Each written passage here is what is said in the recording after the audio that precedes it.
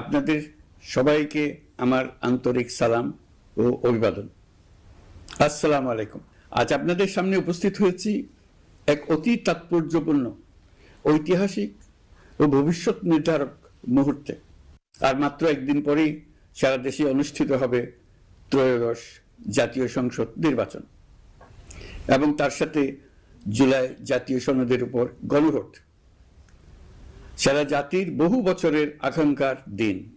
আমি গভীর শ্রদ্ধা ও বিনম্রতার সঙ্গে স্মরণ করছি মহান মুক্তিযুদ্ধ ও জুলাই গণঅভ্যুত্থানের সকল শহীদকে, যাদের রক্তের বিনিময়ে আমরা বাংলাদেশ পেয়েছি এবং স্বৈরাচার বিরোধী দীর্ঘ লড়াই সংগ্রামের সাফল্যের পর আজ আবার গণতান্ত্রিক উত্তরণের যুগ সন্ধিক্ষণে দাঁড়িয়ে আছি।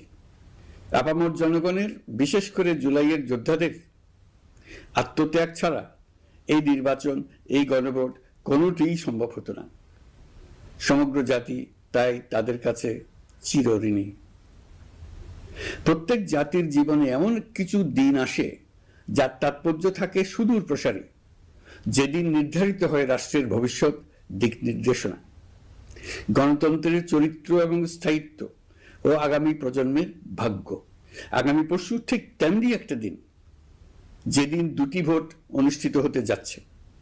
আমরা সবাই মিলে নতুন সরকার গঠনের নির্বাচন করব এবং পাশাপাশি গণভোটের মাধ্যমে আমাদের প্রাণপ্রিয় বাংলাদেশ রাষ্ট্রের ভবিষ্যৎ কাঠামো নির্ধারণ করব। ইতিমধ্যে আনুষ্ঠানিক নির্বাচনী প্রচার প্রচারণা শেষ হয়ে গেছে। এখন আমাদের সবার সিদ্ধান্ত নেওয়ার পালা।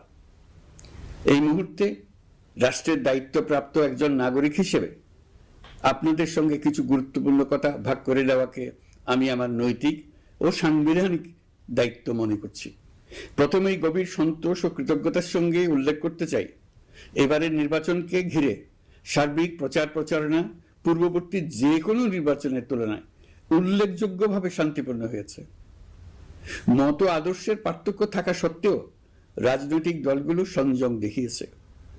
প্রার্থীরা দায়িত্বশীল আচরণ করেছেন এবং সাধারণ মানুষ সচেতন থেকেছেন। এই পরিবেশ হঠাৎ করে তৈরি হয়নি, এটি সম্মিলিত দায়িত্ববোধের ফল। এজন্য আমি আন্তরিক ধন্যবাদ জানাই দেশের সকল রাজনৈতিক দল, প্রতিদ্বন্দ্বী প্রার্থী, ভোটার, নির্বাচন কমিশন, নাগরিক সমাজের প্রতিনিধিবৃন্দ, গণমাধ্যম কর্মী এবং নির্বাচনের সাথে সংশ্লিষ্ট সকল আইনশৃঙ্খলা বাহিনী ও প্রশাসনের প্রতিটি সদস্যকে। আপনাদের সম্মিলিত প্রচেষ্টায় আমরা একটি আশাব্যঞ্জক পরিবেশে নির্বাচন অনুষ্ঠানের দ্বার প্রান্তে পৌঁছতে পেরেছি। তবে এই শান্তিপূর্ণ পরিবেশের মাঝেও